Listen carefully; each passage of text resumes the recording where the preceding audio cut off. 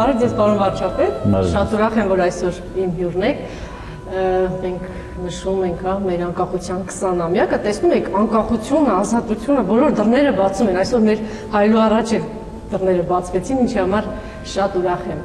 Ես կարծում եմ ճիշտ կլինի, որ հաղորդումը սկսենք, գնանք շատ հեռու դեպի Էրզրում, գիտեմ, որ ձեր պապը, մեծ պապը Էրզրումից են, հետո գաղթել են, Կիրովական, այսօրվա Վանաձոր, ես վստահ եմ, որ այդ գաղթի ճանապարհ անցած, այդ ողբերգությունը տեսած բոլոր մարդիկ իրենց ուսերի վրա գրում են այդ պատմությունները։ Ինձ հետաքրքիր էր, լուր էին տանում դա, թե պատմում էին այդ մասին, խոսում էին այդ մասին։ Իրեք իմ բախտաբերել է նրանով, որ երկու ծնողները եղել են Էրզրումից, եւ իմ հայրս հանդիպել է իմ մորս հենց այդ պատճառով, որովհետև իմ երկու մեծ պապերը պատահական ջարդից հետո հանդիպել են, պատահական փրկվել են եւ պատահական հանդիպել են Երևանում եւ դրանից հետո այլևս ամբողջ կյանքը միասին են եղել, երբևիցե իրարից չեն բաժանվել եւ մորական կողմից եւ հորս կողմից մշտապես Էրզրումի պատմությունները մեր ընտանիքում եղել են խոսակցության թեմա։ Բայց մեր այրի մեջ կա, չէ, որտեղ որ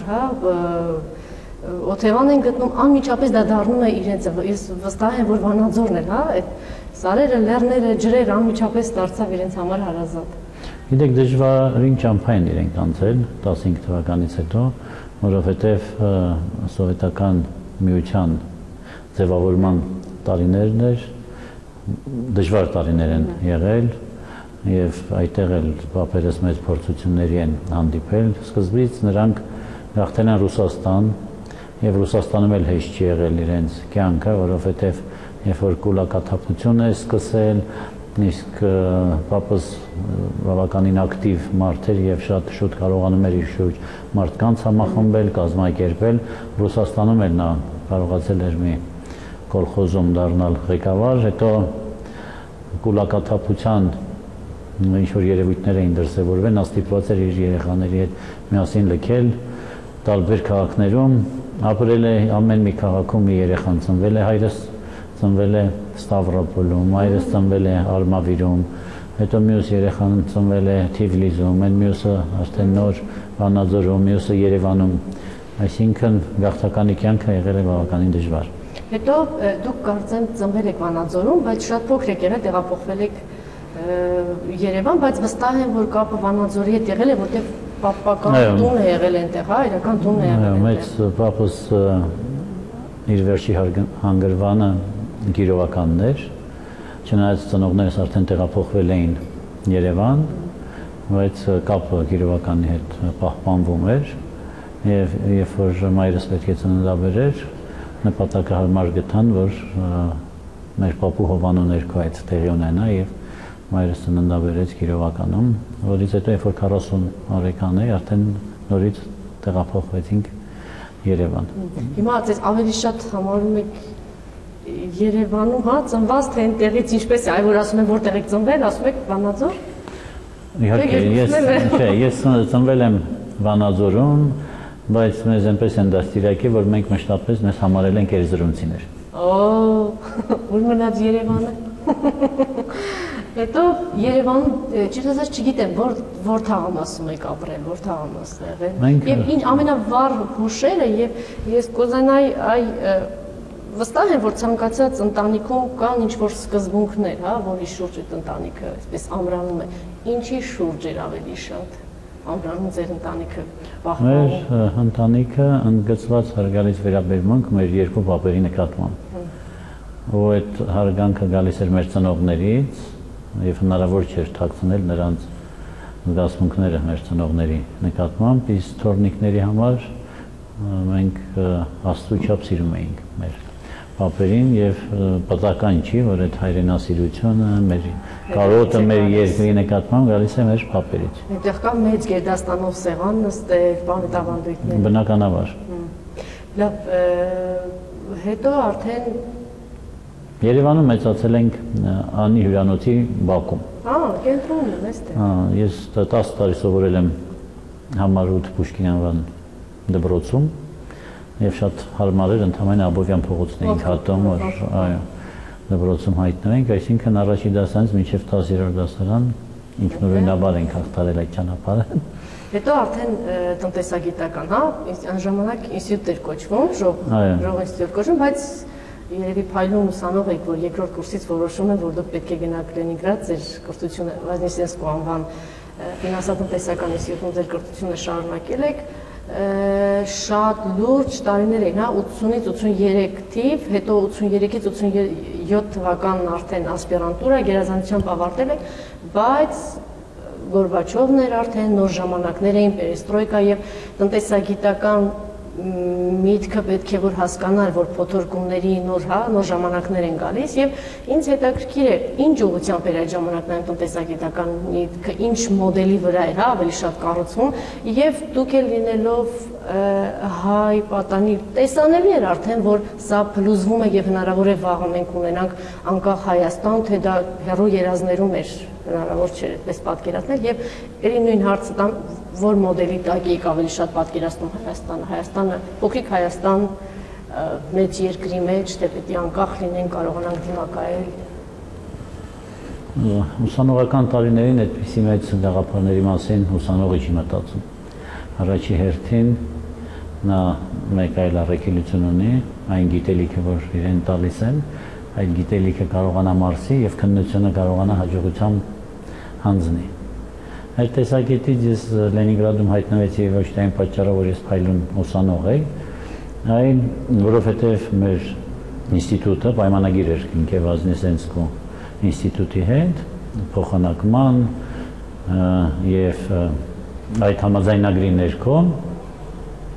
ես այդ համարձակությունը ունեցա, որովհետեւ ծնողներս դեմ էին, որ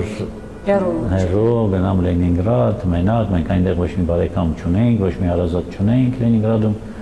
իսկ ծնողների համար միշտ իրենց զավակներին հեռու ուղարկելը պրոբլեմատիկ է, բայց ես համառ էի եւ պնդեցի իմ տեսակետի վրա եւ վերջերս այդ որոշումը կայացրեցի եւ իմ երկու ընկերների հետ մենք մեկնեցինք Լենինգրադ սովորելու։ Առաջի փորձությունը Լենինգրադում հենց սովորելն էր, որովհետև ես հայտնվեցի որակապես մի այլ միջավայրում, քան մեր ժողովրդական ինստիտուտն էր, երբ որ մեր խմբում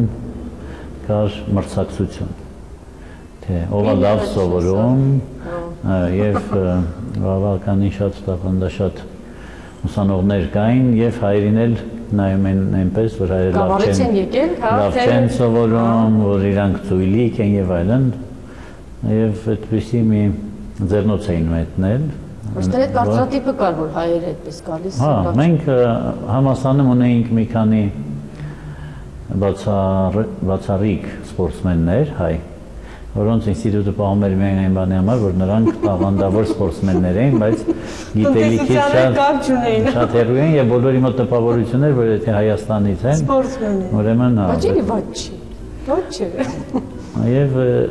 երևի այդ ինչ որ այդ միջավայրը մեծ ազդեցություն թողեց, որ այդ մրցակցության մեջ ես պարտավոր էի ցույց տալ, որ հայը այն չի, ինչ իրենք պատկերացնում են։ Առաջին փուլում, կարծում եմ այդ հաղթահարումը պետք է լիներ առաջին փուլում, իսկ հետո արդեն ավելի հաղթահարումը ավարտվում է նրանով, որ իրենք ընդունում են։ Չէ, շրջապատը եթե ընդունում է քո հեղինակությունը, քո գիտելիքները, քո կարողությունները, դու համարում ես այդ խնդիրը լուծված եւ ի շնորհիվ այդ մրցակցության ես իսկապես գերազանցությամբ ավարտեցի համալսարանը եւ համարվում էի մեր խմբի լավագույն ուսանողներից մեկը։ Բայց տեսանելի էր, չէ, որ երկիրը արդեն փլուզվում է, ավտորիտար համակարգը, տնտեսական համակարգը այլևս իզորու չէ դիմակայելու։ Գիտեք, այնքան էլ տեսանելի չէր դա 86 թվականներին, եթե այն ժամանակ դուք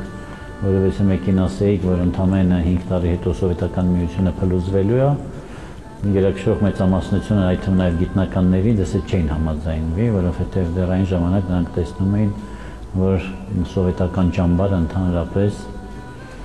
այդքան էլ մոտ չի կործանման եզրին։ Իրականում շատերի համար դա անսպասելի էր, այդպիսի արագ ընթացքով կործանումը, նույնիսկ այն մարդկանց համար, որոնք իրենց կյանքը նվիրել էին պայքարին սովետական ռեժիմի դեմ։ Նույնիսկ նրանց համար էր անսպասելի, որ դա այդքան արագ տեղ ունի։ Այսինքն ձեր ծրագրերում հստակ էր պիտի վերադառնաք Հայաստան, ձեր գիտելիքները ներդնեք, հա, մեծ սովետական երկրի տնտեսության զարգացմանը, խթանմանը, հեռանկարն այդպիսին էր։ Անկախ Հայաստանի հեռանկարը դեռ չկար։ 80-87 թվականներին այդպիսի պատկերացում չկար, թե ինչա տեղի ունենալու սովետական միության հետ, բայց այդ 7 տարիները իրականում մեծ դպրոց էին ինքնաճանաչման, քո սեփական ժողովրդի ապագային նորովի նայելու, ասենք Լենինգրադից Հայաստանը եւ հայկական խնդիրները այլ ձևաչափի մեջ են երևում, քան Երևանում։ Ասեցիք, որ մի քիչ դժվար էր, սկզբում մտածում են դե եկել է Հայաստանից, բայց մի երիտասարդ, որը նվագում է ֆլեյտա, գիտար, թավջութակ, դաշնամուր, կարծում եմ արդեն շատ հեշտ պիտի լիներ գրավել։ Աղջիկին դա դուրս գալիս է։ Իհարկե, դասախոսները դրա վրա ուշադրություն չէին դարձնում։ Դասախոսների համար կարևոր էր, որ դուք հնության ժամանակ ունենաս գիտելիքներ։ 4-5 հա երաժշտական գործիքներ կար ինչ-որ ժամանակ, որ հնարավոր էր երաժշտական ուղղությամբ ձեր կրթությունը շարունակեք, որտեղ հասկանալի է, հա, դաշնամուր, բայց եւ թավջութակ եւ ֆլեյտա եւ չգիտեմ գիտար։ Մի ընկերուհի ունեի կոնսերվատորիայից, հայ աղջիկ էր։ Ինչ ասեք իրեն, ոգևորված, հա։ Աղջիկ էր եւ մի անգամ ինքնից տարավ կոնսերվատորիա, ասեց արի փորձենք վոկալնի։ Մեջ քեզ այդ ինստիտուտը պետք է ավարտեի, դեռ ասպիրանտուրայի մասին չէի մտածում։ Թե մի քիչ ոգևորված, լավ ասենք։ Այդ փորձերը տեղի ունեցան։ Եվ Լենինգրադում մենք փորձում էինք հայկական երաժշտություն մեզ համար բացահայտել, որը կլիներ մի կողմից ժամանակակից, մյուս կողմից էլ այդ ռաբիզի ոճի մեջ չէր լինի, ու այն ժամանակ մեր գուրքը Ռուբեն Հախվերդյանն էր, եւ նրա երգերն էինք սովորում, նվագում էինք նրա երգերը։ Ճիշտ գիտեմ, չէ՞ որ մինչև հիմա սիրում եք երգերը լսել։ Հետաքրքիր է, որ նաեւ մեր ուսանողական շրջանակներում, չնայած որ խոսքերը իրենց համար հասկանալի չէին, բայց մշտապես խնդրում էին, որ Ռուբենի երգերը երգենք։ Լենինգրադը շատ հայտնի էր, հա, շեստիդեսյատ, մի հետագայում արդեն այլախոհներ կար այդ շրջանակներում հետաքրություն, ինչ որ կա ուսանողական շրջանակներից, թե ձեր ինստիտուտը հետո ասպիրանտուրան այդ ամեն ինչից մի քիչ կողքել։ Չէ, շարժումը մշտական եղել է Լենինգրադում, այդ ժամանակ եկար, ասենք տարբեր արգելված գրականություն էին տարածում, այդ թվում նաև մեր ամբիոնում կար այդպիսի շրջանառություն, պետք է կարդաս մեկ օրվա մեջ, հետո հաղորդես մեկ ուրիշին, պետք է գաղտնի պես։ Երևի թե այդ տարիներին ռեժիմը այդքան էլ խիստ չէր, եւ ինչպես ասենք ստալինյան շրջանում էր կամ նույնիսկ հետ ստալինյան շրջանում, ասենք Բրեժնևի տարիներին, վերջի տարիներին ավելի ջերմ էր միջավայրը եւ այդքան էլ խստապահանջ չէին այն մարդկանց նկատմամբ, ովքեր այդպիսի գրականություն էին կարդում եւ մեր ամբիոնում էլ մենք կարդում էինք այդպիսի Հետո արդեն վերադարձակ հայրենիք, ցանկություն չկար այնտեղ մնալու, որտեղ շատ շատերը մնում են, ինչու վերադարձակ, վերադառնալուց հետո տնտեսության եւ պլանավորման գիտահետազոտական ինստիտուտում աշխատեցիք, արդեն իսկապես լուրջ ծանր տարիներ 87-ից 90-ական թվական նշանակում է երկրաշարժ, Ղարաբաղյան շարժումը արդեն ակտիվացել էր, իսկ դուք 90-ից 95 թվականին Գերագույն խորհրդի падգամավոր, պարզ է, որ դա միանգամից այսպես չէր կարող լինել, հա, այսինքն դուք ինչ որ չափով ներքաշված էիք շարժման մեջ եւ սկսվում էր քաղաքական կյանքը, ինչպես դա տեղի ունեցավ։ Գիտեք, առաջին ուզում ասել, որ 7 տարին բավականին մեծ ժամանակահատված էր, որ ես հայրենիքում չէի եւ կարոտը արդեն խեղդում էր եւ երբ որ ես պաշտպանեցի իմ տեխնոլոգիական թեզը, իմ գիտ ղեկավարը առաջարկեց, որ ես մնամ ամբիոնում եւ անպայման շարունակեմ գիտական ասպարեզում եւ դոկտորական գրեմ, բայց ժամանակ ես միանշանակ որոշում կայացրեցի, որ պետք է վերադառնամ Հայաստան, այլևս չէի կարող դիմանալ դրսում, մանավանդ որ 85 թվականին ես ամուսնացել էի, արդեն երեխա ունեի եւ իրենց էլ ուղարկել էի արդեն 87-ին ես վերադարձա Ադոնցի ինստիտուտ, դա պետպլանի գիտահետազոտական ինստիտուտն էր, ինձ նշանակեցին հատուկ բաժնում աշխատելու եւ Իգոր Մուրադյանի հետ միասին մենք նույն աշխատասենյակում էինք նստում եւ 87 թվականից ակամայից ես քաշվեցի այդ Ղարաբաղյան թեմայի քննարկումների մեջ, երբ որ շարժումը սկսվեց, հիշում եք Իգոր Մուրադյանը շարժման առաջնորդն էր եւ հավատում եք այդ ամեն ինչին այդ օրերին, որտեվ մի մասը հավատում էր, որ Սովետական միությունը ԽՍՀՄ դա այդ հարցը կլուծի, մյուս մասը մտածում էր, որ չէ, թերևս փոքր մասը մտածում էր, որ մենք անկախ պիտի լինենք, որ այդ հարցը լուծվի, ինչին էիք ավելի շատ հավատում եւ որ կողմ էիք նայում այդ առումով։ Հայ ժողովուրդը այլևս չի կարող հանդուրժել ադրբեջանցիների իշխանությունը իրենց նկատմամբ եւ դա ազնիվ ու արդար պայքար է։ Եվ թե ինչով կավարտվի այդ պայքարը իհարկե այդպես հստակ գիտակցում չկար, բայց որ մենք պետք է նվիրվենք այդ պայքարին միջև վերջ, դա ակնհայտ էր այն ժամանակվանից եւ մենք նվիրվեցինք այդ պայքարին։ Ինչքանով էիք մոտ Ղարաբաղյան շարժմանը, թե այդ ամեն ինչից մի քիչ։ Առաջի փուլը դա հենց այդ առաջի էկոլոգիական շարժումից որ սկսեց, դե 87 թվականից դա հիմնականում ընդհատակյա պայքար էր, ասենք Թրուցիկներ էինք տանում Լեռնային Ղարաբաղ եւ այնտեղ տարածում Գոլս Արցախը, որը Իգոր Մուրադյանը ինքը անձամբ գրում էր եւ մենք տպում էինք, գաղտնի ձևով դա տեղափոխում էինք Լեռնային Ղարաբաղ, այնտեղ տարածում էինք եւ այդ շարժման ակունքներում էինք կանգնած։ Հետագայում արդեն ձևավորվեց մեր ինստիտուտում տնտեսական թիմ, որը զբաղվում էր Հայաստանի տնտեսության անկախացման խնդիրներով եւ բարձրացավ որ այդպեսի խումբ նաեւ կա մեկ այլ ինստիտուտում դա 88 թիվն էր երբ որ մենք սկսեցինք գրել առաջի տնտեսական ուրեմն աշխատությունը որը նվիրված էր անկախությանը արդեն հավատում էիք Արդեն շարժումը ակնհայտ էր, առաջի այդպիսի փաստաթղթերը ծնվեցին մեր զբաղության հանրապետություններում, Էստոնիան առաջին հանդես եկավ այդպիսի մի դեկլարատիվ փաստաթղթով, որտեղ նկարագրվում էր տնտեսական անկախությունը Էստոնիայի, եւ մենք էլ երիտասարդ մի թիմ ձևավորվեց Հայաստանում, որը ձեռնամուխ եղավ գրելու Հայաստանի Հանրապետության տնտեսական անկախության հայեցակարգը, որը այդ դրա բուրըն քննարկումների առարկա թերթերում հրապարակվեց եւ այլն, որից հետո մեր այդ թիմին հրավիրեցին հայոց համազգային շարժում եւ ասացին, որ մենք պետք է դառնանք պատգամավորներ։ Մեզ անկեղծ ասած մեր բոլորիս համար շատ անսպասելի էր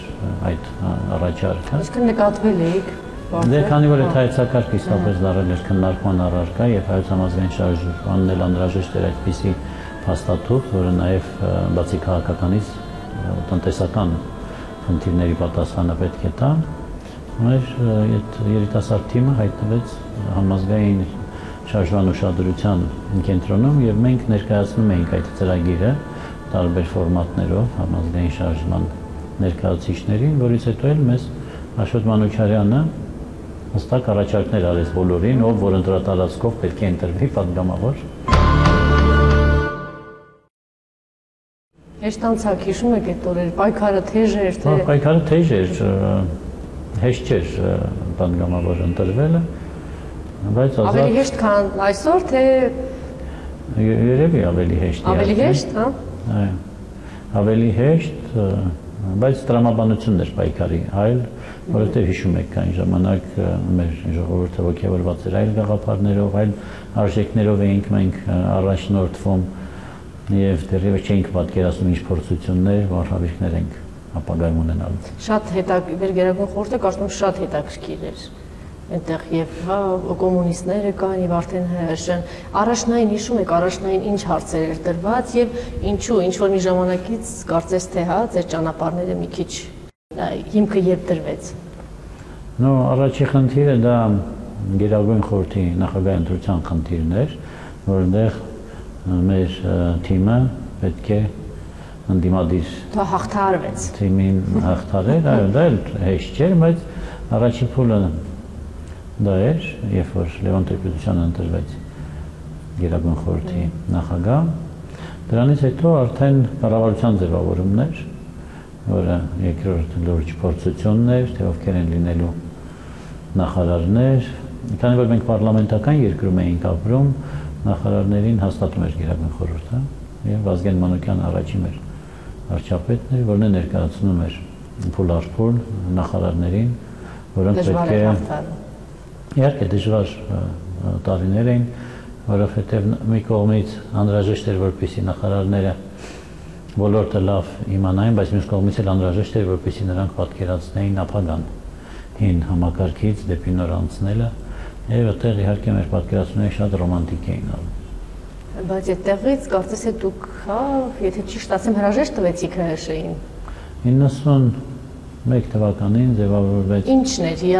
որտեղ Վազգեն Մանուկյանը, արդեն այլ թվում էր, դա էր պատճառը, դուք էլ համախոհներ էիք, գաղափարագիրներ էիք, թե հարցեր էին առաջ եկել, որ շեղվում էր հստակ գծից եւ դուք հարկամարեցիք դուրս գալ։ Մի բան հստակ էր, որ ազգային խնդիրների լուծման շուրջ տեղի ունեցավ այդ տարանջատումը, դրա համար էլ մենք մեր շարժումը այն ժամանակ անվանեցինք ազգային ժողովրդական միություն։ Մի կողմից շեշտադրում փորձելով անել ազգային խնդիրների վրա։ Ինձ հետաքրքիր է այն ժամանակ էր ավելի մեր քաղաքական դաշտը ինտրիգային թե այսօր։ Գիտեք, Եվ մեր ճիշտ է երիտասարդ պետություն է, բայց ինտրիգը ինչքանով դերակատարում ունի մեր քաղաքական հասարակական կյանքում։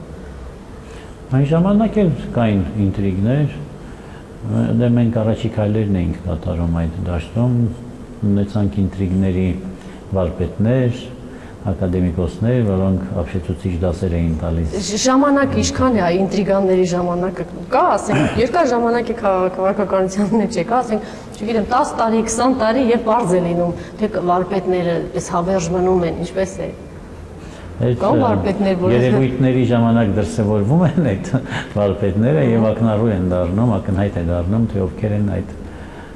արվեստին լավ տիրապետում։ Ժամանակը այդ հարցի պատասխան տալիս։ Լավ, մենք արդեն 20 տարի ունենք անկախություն, ասում են, չգիտեմ կհամաձայնեք թե չեք համաձայնի, բայց անկախությունը մի տեսակ ճակերտավոր իհարկե նվիրվեց մեզ, այն է, որ ԽՍՀՄ ավտորիտար համակարգը, տնտեսական համակարգով այլևս իզորու չէր պահպանվել եւ պետք է փլուզվեր եւ մենք էլ այսպես հայտնվեցինք անկախությունը, այսպես ասած, տրվեց մեզ։ Մենք պատրաստ էինք անկախության եւ համաձայն եք, որ մենք անկախություն սիրող ազգ ենք, ասում են այն ազգը, որ սիրում է անկախություն, վաղ թե ուշ իրեն տրվում է։ Եթե այո, չգիտեմ, մենք այս 20 տարիների ընթացքում ձևավորել ենք անկախ ազատ հային քաղաքացուն, մարդուն, ունենք մենք այդ մարդը, այդ քաղաքացին, թե վերջին 10 տարում ինչ որ կերպ սոցիալ-տնտեսական այս կամ այն հարցերը շատ բաներ միանգամից կապում են մեր ազատության, անկախության հետ եւ շատերը պատրաստ են հրաժարվել, չասեմ շատերը, բայց ինչ որ մի շերտ կա, որ պատրաստ է հրաժարվել։ Արդյոք վերջին տարիներին մի տեսակ այս քայլերով չնսեմացվեց անկախությունը։ Կարծում եմ 20 տարին բավականին կարճ ժամանակահատված է, որպեսզի մենք կարողանանք խորքային գնահատականներ տալ անկախությանը։ Մի քանի պատճառով։ Առաջինը, որ սովետական միության 74 տարին խորը հետք է թողել մեր մտածողության վրա։ Երկրորդը, որ դրանից առաջ էլ մենք մեր վրա զգացել ենք Թուրքիայի ճնշումը եւ ազդեցությունը։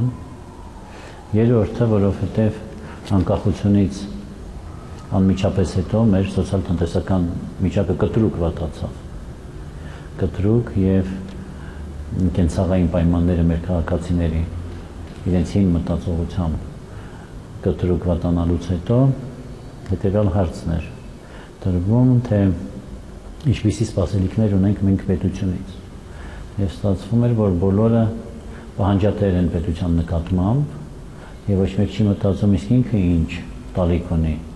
նոր անկախ պետությանը, որպեսզի այդ պետությունը ոտքի կանգնի եւ ձևավորի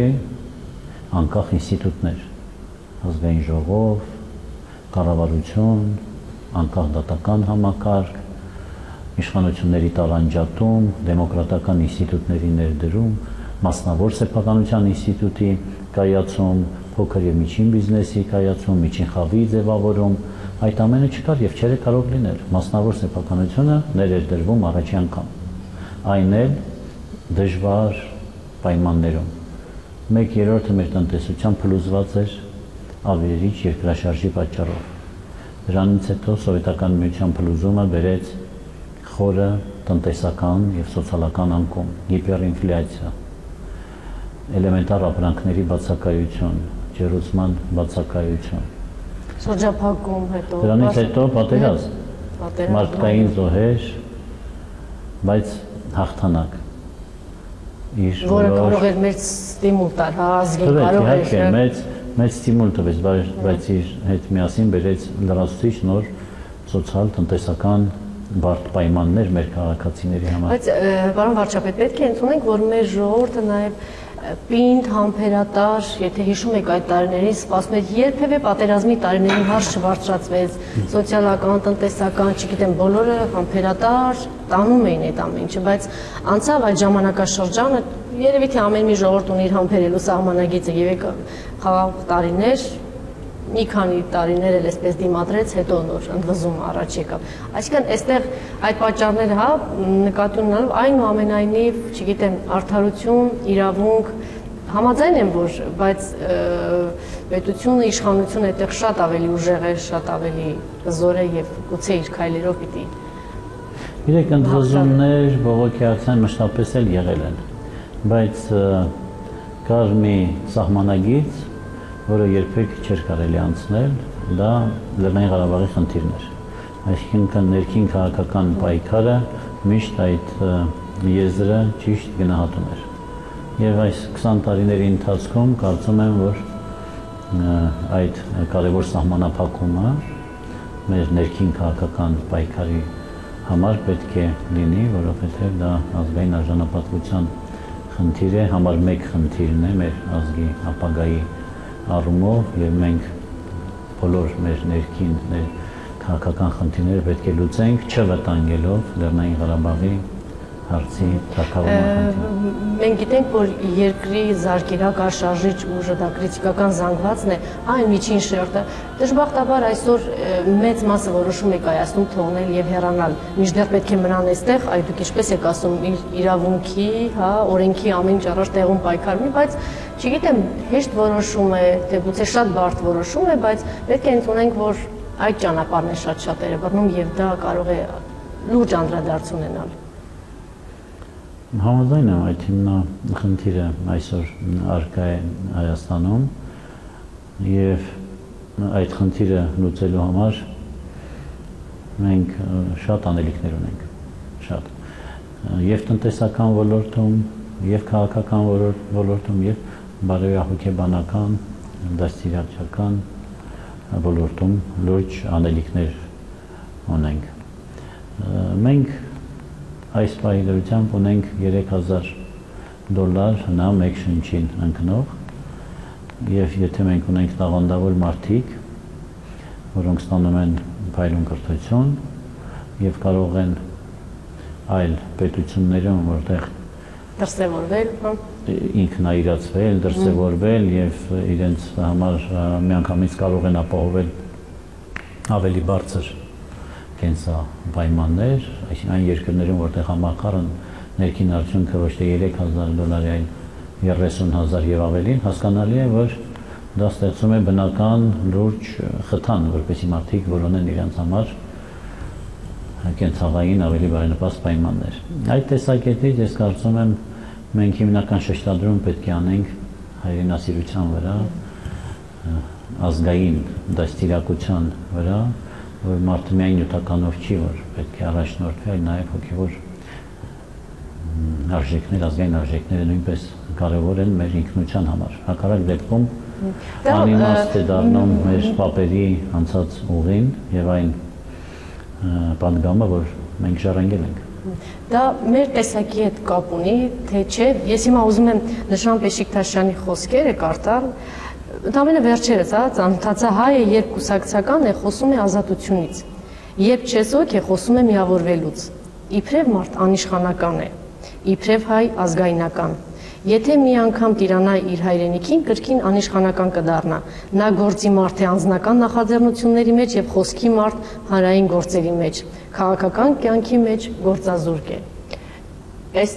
տեսակը պահպանվել է, նույնն է, փոխվել է, ի վերջո պետություն ունենք, չգիտեմ, դա մի փոքր հայի տեսակին, եթե համաձայնենք, որ այսպիսի հատկանիշներ կան հայի մեջ։ Գիտեք, այս 20 տարիների ընթացքում այնուամենայնիվ մենք էլ շատ լուրջ փոխվել ենք։ 20 տարի առաջ այլ միջավայրեր, այսօր այլ, եւ շատ հատկանիշներ էլ փոխվել են, եւ դա նաեւ բնական է, որտեղ մենք դες միասին ապրում ենք արագ փոփոխվող աշխարհում եւ բաց աշխարհում, աշխարհի ազդեցությունն մեր վրա չափազանց մեծ է։ Որոշ արժեքներ, համաշխարհային ազդեցությունները ոչնչացնում են, նոր արժեքներ են բերում, որոշ ազգային արժեքներ էլ հակառակը ցույց են տալիս իրենց ամրությունը, որի վրա մենք պետք է հիմնենք, կառուցելով մեր ազգի ապագան։ Մի խոսքով պետք է պատրաստ լինենք նման փորձությունների։ Ամենակարևորը արժեքները, որ եթե սասանվեց, իսկապես մենք կարող ենք լուրջ խնդիր ունենալ։ Որ արժեքներն են, ինչպիսի արժեքների վրա պետք է ամուր մնա եւ շեշտադրում անենք։ Այս դեպքում այս 20-ամյակին տեսեք ինչ որ մի քանի կոնկրետ ատրիբուտներ պետք է առանձնացնենք։ Ուցե երգ, հուշարձան, հրատարակություններ, չգիտեմ, մենք այդտեղ մի քիչ բաց թողում չունենք, մենք պետք է դա զգացնել տանք ամեն քաղաքացուն, այո, եւ դա քոնն է, եւ դու պարտական ես, եւ դա արվում է քո համար։ Գիտեք, իմ անցալում է հետևյալն է, որ համաշխարհային պատմությունը դա ազգերի մրցակցության պատմություն է, եւ մենք իրականում պայքարում ենք մեր տեսակի համար, եւ այդ պայքարում ամենակարևոր դասը մեզ համար հետևյալն է, մենք պետք է սիրենք մեր տեսակը, մեր ազգին։ Չլինի այդ սերը, մենք երբեք հաջողություններ չենք ունենա։ Կլինի այդ սերը, մենք բոլոր դժվարությունները կհաղթարենք եւ կհասկանանք հանուն ինչ ենք դա հաղթարում։ Եվ սա է, որ մենք պետք է այսօր սերմանենք։ Լավ, եթե ձեր թույլտվությամբ ընդամենը տնտեսական, մեկ-երկու հարցի անդրադառնամ, քննադատվում է, որ այսօր մեր արտաքին պարտքը, բավականին մեծ է, մինչ դες դա 18-ից 20% էր կազմում, այսօր 40-43% է կազմում, եւ եթե հասնի դա 50%-ի շեմին, ապա դա լուրջ վտանգ կարող է ստանալ երկրի համար, եւ երկրորդը ձեզ ամենասուր քննադատողներն անգամ բոլորը ընդունում են, որ մեր երկրում բանկային համակարգը կայացել է իր շնորհիվ ձեզ, բայց այսօր ասում են ընդամենը գրավատների գործառույթ են իրականացնում բանկերը, այն է, որ եթե միշտ պետք է խթանի տնտեսության զարգացմանը, բայց եթե ուզում ես ինչ-որ բան ձեռնարկել, պետք է գրավ դնել, սա այս կամ այն, դա միշտ չի նպաստում տնտեսության զարգացմանը։ Ես կուզենայի հնարավորինս կարճ համառոտ այս թեմաներին անդրադառնայիք։ Գիտեք, առաջինը պետք չի գերագնահատել երբեմն արտաքին պարտքի բեռը Հայաստանում որ առկա է։ Բոլոր միջազգային վերլուծաբանները, այդ թվում նաև ռեյտինգային գործակալությունները հստակ այդ գնահատականը տալիս են։ Մեր նման երկրների համար միջինից ցածր բեռ է դա, կառավարելի, երկարաժամկետ եւ արտոնյալ։ Եվ այդպիսի վտանգ չկա, եւ մեր ընդդիմախոսները ավելի շատ փորձում են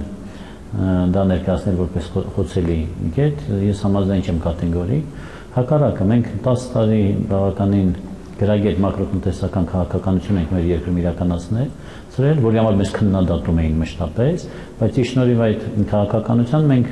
լուրջ ներուժ էինք հավաքագրել եւ մեզ պարտք տվեցին։ Արժութային հիմնադրամը տվեց, համաշխարհային բանկը տվեց, ասիական, այսինքն ֆինանսական աշխարհի հզորագույն կառույցները նայելով մեր ցուցանիշներին տեսան, որ մենք մակրոտնտեսական առումով ռիսկային երկիր չենք եւ վիճակի ենք այդ պարտքերը վերցնել ճգնաժամը հաղթարելու համար եւ այսօր էլ պատրաստ ենք վերցնել նոր պարտքեր, ինչը եւ անում ենք։ Վերցնելու ենք պարտքեր, որովհետեւ առանց պարտքի մտածությունը որ դա սերունդների վրա մեծ պարտք է դրվում, այսինքն այդպեսի խնդիր չկա։ Նորմալ պարտք է, այդ իր բեռը կառավարելի բեռ է մեզ համար, եւ եթե նայեք բոլոր վերլուծությունների մեջ կտեսնեք, որ դա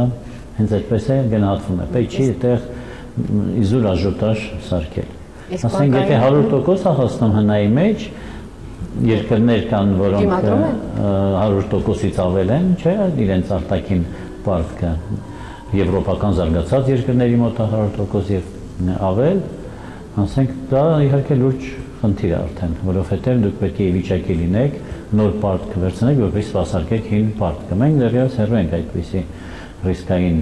մակարդակից եւ գիտակցաբար չեն գնալու այդ ճանապարհով։ Իսկ ինչ վերաբերում է բանկային համակարգին, պետք է հաշվի առնենք, որ մենք մշտապես համեմատում ենք մեր բանկային համակարգը զարգացած երկրների բանկային համակարգի հետ, որտեղ հնան մեկ շնչին ընկնող $30,000 է, երբ որ մեր երկրում $3,000 է։ Եթե մարդիկ չունեն խնայողություններ, ապա նրանք բազմաթիվ բանկային ծառայություններից օգտվելու հնարավորություն չունեն, ուղղակի վճարունակ չեն եւ պահանջել, որպեսզի մեր բանկերը մատուցեն Հայաստանի Հանրապետությունում այնպիսի ծառայություններ, որոնց կարիքը չկա, անիմաստ բան է եւ դա դարձնել քննադատության թեմա։ Աբսուրդ է։ Գուցե այդ մարդը հնարավոր է, կարողանա այդ ճյուղը զարգացնել, այդ պոտենցիալ, այդ հնարավորությունը ունի, բայց այդ պահին չի կարող ինչ-որ բան ներդնել։ Այդ մարդկանց համար էլ մենք ունենք առաջնակարգ բանկեր, համաշխարհային համբավ ունեցող HSBC, Crédit Agricole, որոնք իրենց մասնաճյուղերը ունեն Հայաստանում եւ այդ գիտելիքը աշխարհում ընդունված ստանդարտ բոլոր ծառայությունների մատուցելու այդ մարդիկ ունեն։ Այս պահանջարկ պետք է լինի Հայաստանում։ Ես ուզում եմ մի փոքր խոսենք ձեր ընտանիքի մասին, գիտեմ, որ 3 երեխա ունեք, հիմա արդեն պապիկ եք, աղջիկ թոռնիկ, չէ՞, ունեք։ Չգիտեմ, ձեր ընտանիքը ինչպես է խուսափում, այսպես անբասիր մնալ։ Ես գոնե որևիցե մի անգամ չեմ լսել, որ ինչ-որ բամբասանքի, ինչ-որ զրույցների կիզակետում հայտնվի ձեր ընտանիքը։ Բախտավոր մարդ եք։ Հա, խոսում ես, որ ոնց կարող է պատահի չխոսեն, հաստատ խոսում են, ուղղակի պետք չի շատություն դարձնել բամբասանքների վրա, այլ պետք է քիչ է խոսում, որ չի հասել մեզ լրագրողներից։ Դե փակ ասում։ Փակ տանք ասում։ Այո։ Ինչ ճանապարհ են ընտրել։ Գիտեմ, որ մեկը դպրոցական է դեռ փոքրը։ Մեկը մանկապարտեզ է գնում, մեկը դպրոց է գնում, աղջիկս ամուսնացել է, իրեն նվիրել է ընտանիքին, մենք սպասում ենք երկրորդ թոռնիկին ենք սպասում, հենց որ աղջիկս ապրում է ընտանեկան հոգսերով, իսկ տղաներս դեռևս սովորում են։ Ինչպես են վերաբերում վարչապետ, այսպես պաշտոնին, հայրիկ վարչապետ հանգիստ, իրենց համար առաջին հերթին այր, հա։ Դե տղաս 3 տարեկան է, ինքը լավ չի հասկանում դա ինչ բան է։ Աբգարը 10 տարեկան է, արդեն ինչ-որ բաներ հասկանում, հա։ Ես ասում հայրիկ այս խնդրի ինչի չես լուծում, հայրիկից ինչի չես անում։ Իսկ աղջիկս կիսում է մեր հետ մեր դարդուցարում, գիտակցելով պատասխանատվության բեռը։ Բարձր։ Ես կուզենայի նաև անդրադառնալ ձեր, կարծեմ նախկինում ընկերներ եք եղել համախոհներ, հիմա դարձել եք ձեր սուր քննադատը, խոսքը Հրանտ Բագրատյանի մասին է։ Ինչու այդպես սուր լարվածություն առաջ եկավ։ Ի վերջո չեմ կարծում, որ մեր տնտեսագիտական միտքը այնքան հզոր է, որ մեր ունեցածն էլ չկարողանանք օգտագործել իշահ երկրի պետության։ Այսպես անուն առանձնացրեցի, բայց ունենք մի քանիսը, որ արժե ներգրավել երկրի տնտեսության զարգացման, ապագայի հեռանկարի հույսերով։ Անպայման մենք բոլոր կարող ուժերին ներգրավում ենք, ովքեր համաձայն են իհարկե մեզ հետ համագործակցելու, փորձում ենք ներգրավել։ Լավ, մեր հաղորդման վերջում կան ավանդական հարցեր, ակնկալում եմ կարճ պատասխաններ։ Ես վախենում եմ ինչից։ Երևի շատ բաներ կա, ինչից ես վախենում եմ։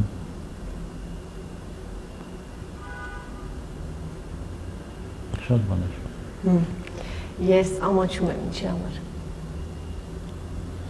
Ամաչում եմ, երբ որ ինչ-որ մի բան չգիտեմ, որ պետք է իմանամ։ Ես ափսոսում եմ ինչի համար։ Ափսոսում եմ, որ ժամանակին կարող էի ավելի լավ սովորել։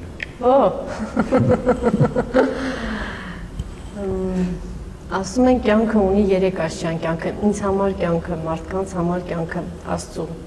համար։ Եթե գնահատեք ձեզ համար ինչպես եք ապրել, մարդկանց համար ինչպես, Աստծու համար ինչպես։ Գիտեք, այդ երրորդ մակարդակը ինքը շատ ավելի ֆունդամենտալ մակարդակ է եւ ստիպում է վերանայել մշտապես ձեր անցած ուղին, ձեր ներկան, որովհետեւ ամեն բան Աստված ինչ-որ նոր դռներ է բացում աշխարհընկալման առումով ձեզ համար եւ այն բաները, որ նախկինում ձեզ թվում էին շատ պարզ, մեկ էլ միանգամից դառնում են շատ բարդ, իսկ շատ բարդ բաներն էլ մեկ էլ միանգամից դառնում են հասկանալի։ Դա համար շատ դժվար հարց եք տալիս։ Իրականում կարծում եմ մարդը մշտապես ձգտում է նրան, որպեսզի լինի գարմոնիա։ Կյանքում ստացած ամենամեծ հարվածը։ Ամենամեծ հարվածը։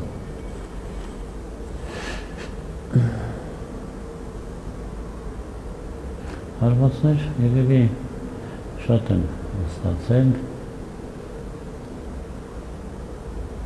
Առաջինը երկրորդ դասարանում, երբ որ ինձ դպրոցից հեռացրեցին 2 շաբաթով։ Ինչու՞։ Չարության համար։ Բայց մեջս տպավորվել է։ Դա պատժեցին տանը։ Տան պատժիժը չի կարևոր, այլ վերաբերմունքը շրջապատի իմ նկատմամբ, որ այսպիսի չարաճիճի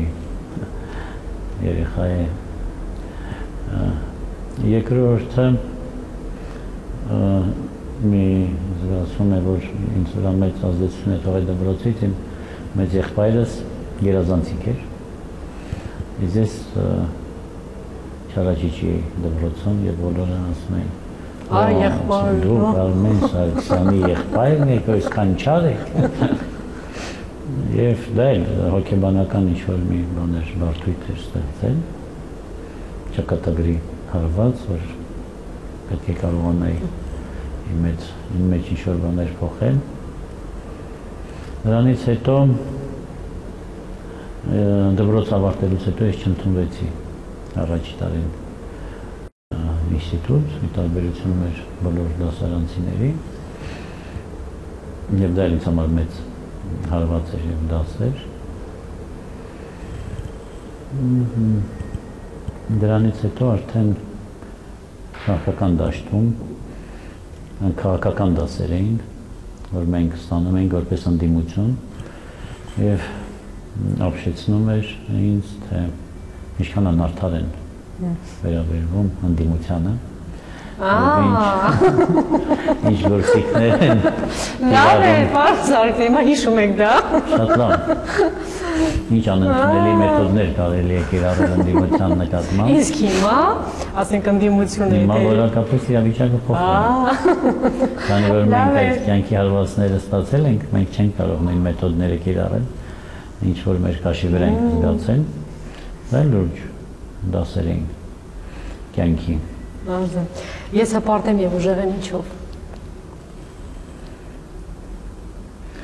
Առաջինը ես հպարտ եմ իմ երկրով, որովհետև իրականում մեր ներսում մթնոլորտը որակապես տարբերվում է այն մթնոլորտից, որը գոյություն ունի, երբ որ դու ես գալիս միջազգային ասպարեզ եւ ներկայացնում ես երկիր։ Եվ հպարտությամբ ես լուծվում, որ Հայաստանի Հանրապետություն գոյություն ունի 21-րդ դարում, անկախ, ազատ, իր ինքնուրույն պետական ինստիտուտներով, իր հաղթանակած բանակով, որին հարգում են, որի հետ հաշվի են նստում։ Եվ սա մեծ հպարտություն է, մեծ արժեք է, որ պետք է պահպանենք, ուժեղացնենք։ Եվ վերջում ես հավատում եմ ինչին։ Աստծուն։ Անկախության 20-ամյակն եք նշում, կխնդրեի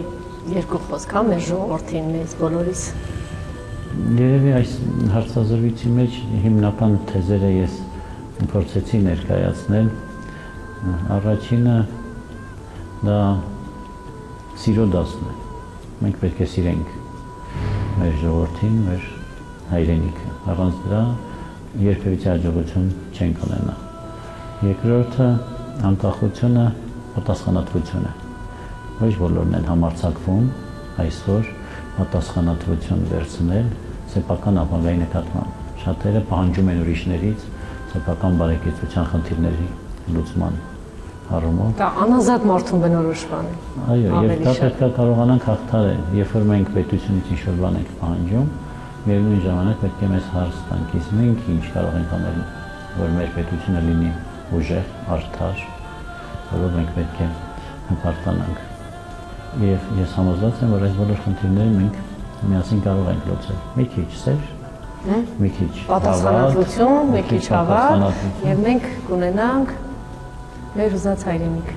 Շնորհակալ եմ շատ։ Շնորհակալ եմ, որ գտնվեցիք այլու առաջ։ Ես էլ եմ շնորհակալ եմ։